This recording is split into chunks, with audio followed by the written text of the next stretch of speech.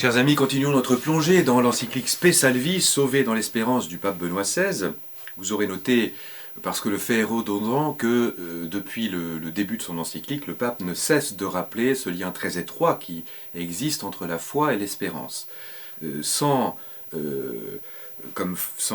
foi qui nous donne à connaître Dieu et son plan de salut sur l'humanité, l'espérance est proprement impossible. C'est si vrai que lorsque l'être humain révoque la foi, lorsqu'il met de côté Dieu, comme c'est de plus en plus le cas dans l'Occident moderne, surtout depuis le XIXe siècle et l'apparition du rationalisme, eh bien, il ne peut plus compter que sur des succès d'années d'espérance qui invariablement échouent à se réaliser, à réaliser leurs promesses du moins, et condamnent l'être humain ultimement au désespoir. Chesterton écrivait, avec le sens aiguisé de la formule qu'on lui sait, de manière prophétique dès 1905, « ôtez le surnaturel, il ne reste que ce qui n'est pas naturel ». Autrement dit, pour le point qui nous intéresse, ôtez la foi surnaturelle et vous n'aurez plus même d'espoir humain.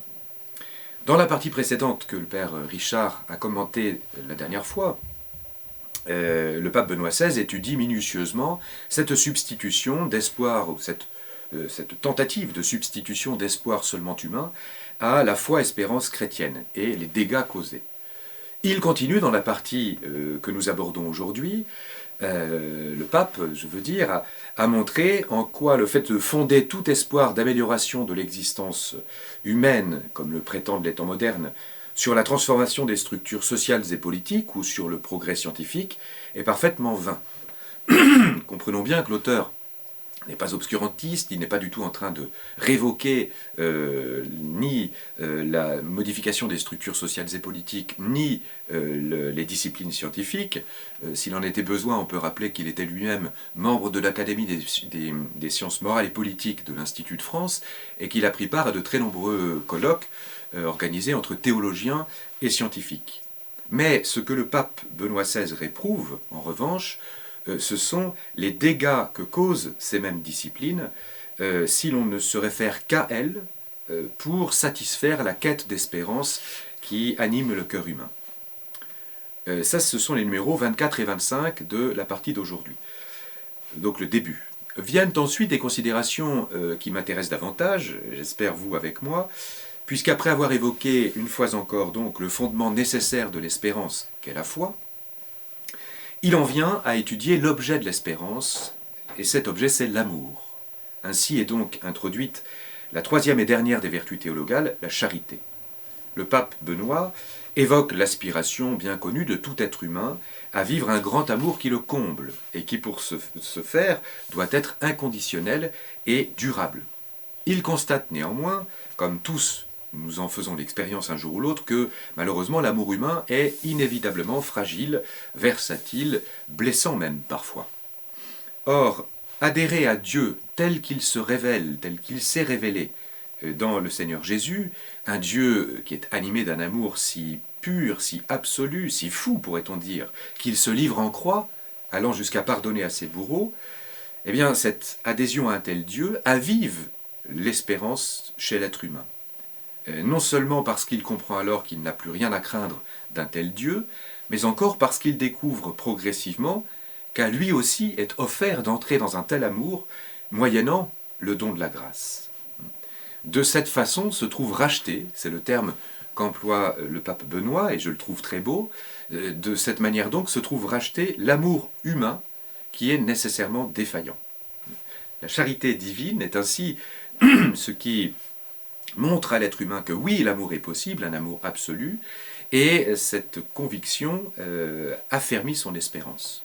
En outre, dans la mesure où cette forme d'amour est infinie, elle émane du cœur même de Dieu, la créature conçoit que, bien qu'elle commence d'en vivre sur cette terre, si elle s'unit à Jésus-Christ, elle n'aura jamais terminé d'y progresser. C'est dans un immense océan d'amour que ne cessera d'évoluer la créature. Et voilà qui renforce encore son espérance, et voilà qui galvanise son cœur. Au numéro 28 et 29, le pape Benoît XVI donne droit à une première objection souvent opposée à ce que je viens de dire, plutôt à ce que le pape lui-même vient d'écrire. une part des philosophes modernes reproche au christianisme une vision individualiste du salut. Ce point a été envisagé dans l'avant-dernière vidéo par le père Jean-Baptiste. En effet, l'espérance chrétienne pourrait sembler ne porter que sur la relation du fidèle à Dieu. Par la foi, j'adhère à Dieu qui est l'amour absolu, je m'unis à lui grâce au sacrement et en vivant, en essayant de vivre de ses préceptes, et ainsi commence à s'accomplir mon salut et mon espérance se consolide d'autant. Les détracteurs modernes, qui sont épris de salut collectif et d'espérance communautaire, auront alors beau jeu de faire valoir l'égoïsme, du moins prétendu, de cette démarche chrétienne. Il n'y a que Dieu et moi, apparemment. Et à cela, voici ce que répond le pape. Le fait d'être en communion avec Jésus-Christ, je le cite, nous implique dans son être pour tous. Il en fait notre façon d'être, il nous engage pour les autres. L'amour qui focalise notre espérance, cet amour divin, n'est pas du tout reçu et consommé dans mon particulier, mais me pousse au contraire, comme c'est le cas pour le cœur de Jésus, dans le cœur de Jésus, à me donner aux autres. Et le pape Benoît XVI illustre son propos en recourant assez longuement à l'exemple de saint Augustin, qui, une fois qu'il a rencontré le Christ, voulait ardemment vivre dans une vie purement contemplative, dans la paix du cloître, mais qui a accepté, par charité justement, ému par une espérance puissante, authentique, d'être ordonné prêtre, d'être consacré évêque, et ainsi de répandre autour de lui l'amour de Dieu, de le faire connaître, et d'y faire communier par les sacrements qu'il dispensait en tant que ministre. Et le pape Benoît souligne même qu'il est allé jusqu'à s'occuper du bien temporel de la cité terrestre, en se substituant, parce que nécessité faisait loi, à des autorités politiques qui étaient défaillantes. On voit jusqu'à quel altruisme la charité, objet de l'espérance, a poussé saint Augustin. Et puis, au numéro 30 et 31, le pape Benoît envisage une deuxième objection qui est couramment faite à l'espérance chrétienne, de faire miroiter un improbable avenir radieux, mais différé dans l'au-delà. Marx voyait en cela, on le sait, l'opium du peuple, dont abusaient les classes dirigeantes pour faire accepter leur sort malheureux aux classes exploitées. Outre l'injustice d'une telle manipulation, disent Marx et consorts, axer totalement l'espérance sur l'autre vie, sur l'au-delà, présentait l'inconvénient de démobiliser l'humanité, en lui faisant renoncer à changer ce qui ne va pas dans le monde hic et nunc, dans le monde terrestre. Tout focalisé sur l'au-delà improbable se désintéresse donc l'être humain de sa condition actuelle et il reste passif. C'est du moins la thèse de Marx et de ceux qui pensent comme lui. À cela, le pape répond deux choses.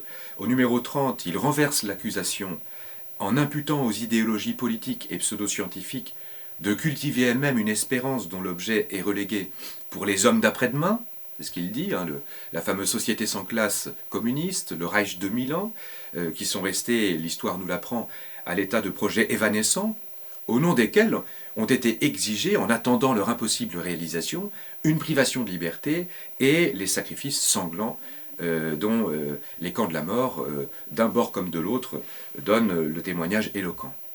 Ensuite, au numéro 31, Benoît XVI rappelle que le royaume, objet de l'espérance chrétienne, est d'ores et déjà advenu. Je le cite, « Son règne n'est pas un au-delà imaginaire, placé dans un avenir qui ne se réalisera jamais. Son règne est présent là où il est aimé et où son amour nous atteint. » Fin de citation. Donc il n'y a pas du tout, dans le christianisme, on ne fait pas miroiter un avenir incertain se désintéressant du présent. Comme le dit Jésus, le règne de Dieu est parmi vous. Il est en vous, disent certaines traductions de l'Évangile. Donc c'est d'ores et déjà que nous cueillons l'objet de notre espérance et que nous avons à le partager. Je vais mettre quelques questions sous la vidéo que je m'empresse de mettre en ligne afin que vous puissiez enrichir votre conversation et votre débat. Merci de votre attention et à bientôt.